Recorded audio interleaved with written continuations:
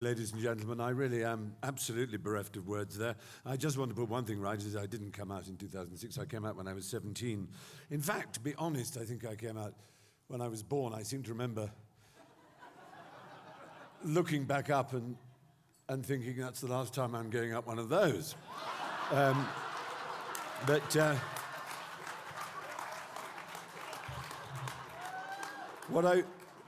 You'll forgive my laryngitis, which will make my voice sound rather peculiar and go husky and hoarse a little. But I do have a secret to share with you, which is that I have, for almost as long as I can remember, been insanely in love with America for reasons that I can't quite explain.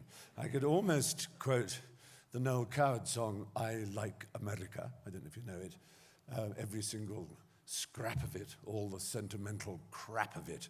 But it was something to do with the fact that I was brought up in the remote countryside, well, by British standards, remote countryside. We were, in the words of Sidney Smith, the great 18th century wit, simply miles from the nearest lemon. And I therefore read, and I also watched the one television my parents would allow in the house. It wasn't Downton Abbey, but it was a largish country house with a cook and a few servants and things, so I suppose it would seem rather extraordinary by modern standards. And so I would watch on the television films, and the films that fascinated me most were films like Mr. Smith Goes to Washington or John Ford's Young Lincoln. And they gave me an instant and extraordinarily, perhaps sentimental, view of the idea of America. And it's the only country in which you can say the idea of. You can't say the idea of Italy or the idea of Norway. They're facts, and they're charming facts and wonderful to visit. But America still is an idea. And people still talk of the American dream. And I had this deep in me. I was moved even by those silly Warner Brothers cartoons in which the otherwise zany antics of Bugs Bunny and Elmer Fudd were made almost ridiculously, mawkishly propaganda by the Liberty Bond campaigns, in which you would see Bugs Bunny reading the Constitution in order to get people to buy Liberty Bonds. And I remember watching those and thinking, this is very extraordinary. We don't have this in Britain. We have other things to compensate for it. A highly comical family of bourgeois Germans who wear crowns and go around the place being amusing and divorcing and occasionally embarrassing us, but mostly being a harmless pleasure and delight. We're a miserablest country. If you were to say, only in England, that would mean there was a long queue for something, or that it was raining, or that there had been something very inefficient and very pessimistic and very pointless and very bureaucratic and very hopeless had happened. Whereas when you say, only in America, somebody has done something remarkable, like zip-wired between two enormous buildings, or invented something preposterous but magnificent, done something fantastically optimistic, wildly hopeless, and that is a massive difference that I've always been aware of. And then when I came, as it were, to a more mature reflection on why this would be, it was because I realized that having been a youth of faith, and I'd actually gone to the local bishop, the suffragan bishop of the Anglican Church, what you would call the Episcopalian Church here, and asked if I might consider myself for the Anglican priesthood, to be a vicar or a parson of some kind. And he was a very wise man and said, well, why don't you go to university first and then see what you think? And university at Cambridge, as Judy said, for somewhere along the line, I lost my faith. Well, not my faith. I lost my faith in that particular thing. I kept my faith in humanity, my faith in reason and justice, my faith in beauty, my faith in love, my faith in friendship and kindness and curiosity and all the things that matter in the world. But I lost my faith in particular revealed text as being the answer. What I loved more than anything was that strange institution that was born in the late 17th century and flourished in the 18th century. It was born of Locke and of Newton to some extent, and then, of course, of Voltaire and Rousseau. and the philosopher Immanuel Kant, and we call it the Enlightenment. And Immanuel Kant wrote a book called What is the Enlightenment? And he basically explained it as being the ability to free the human soul and the human mind to make its own inquiries, free from the authority of an aristocratic, a corporate, or an ecclesiastical truth. They're allowed to think for themselves freely.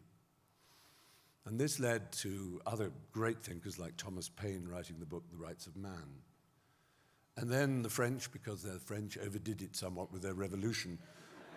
And they thought that the best way of expressing the Enlightenment was simply to chop off the head of anybody who wore jewelry. And that only led to a fascist dictator rising from the rank of Corsican corporal to rule as an emperor in France, which was the last thing that Voltaire and Rousseau and Diderot and the other founders of the revolution had, or at least founders of the Enlightenment had meant. But there were other men. And those other men were Madison and Hancock and Jefferson, and perhaps above all my own personal hero, Benjamin Franklin.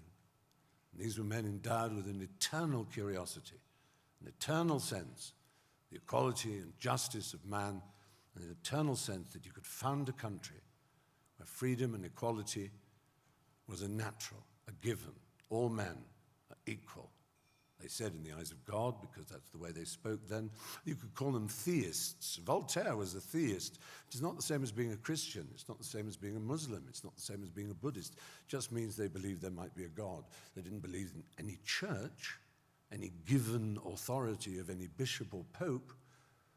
The point was, each human being should be free to think, free to find out for themselves what the truth of the world is.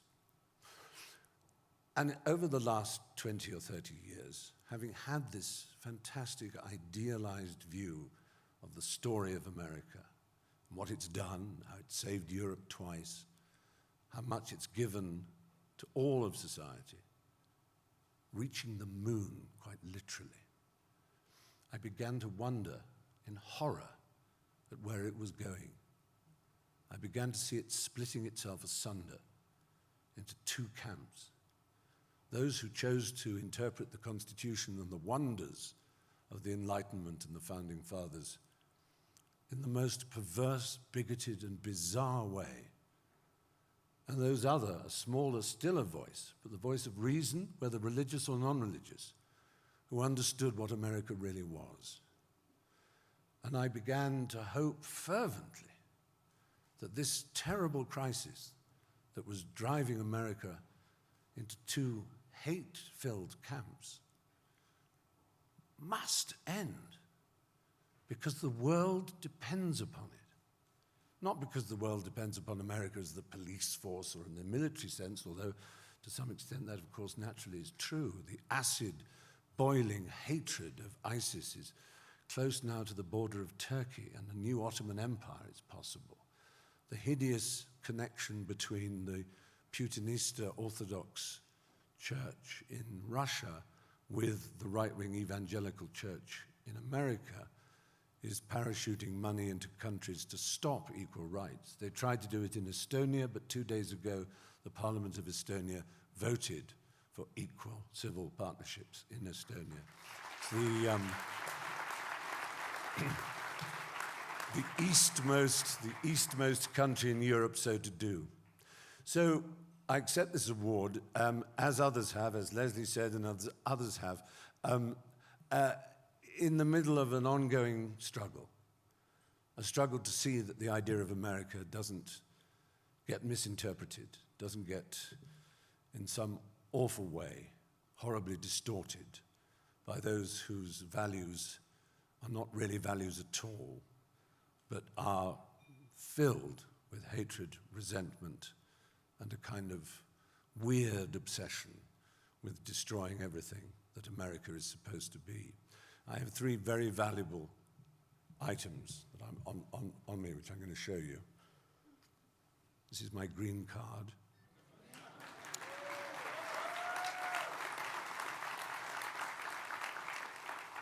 3 nights ago in London, I was very kindly awarded the Lifetime Achievement Award, which is a way of saying get off the stage, by the British Film Institute, and this involved being given an IWC watch of extreme value and gold.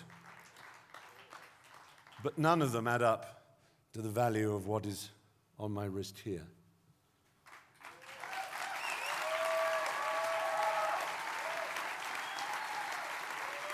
That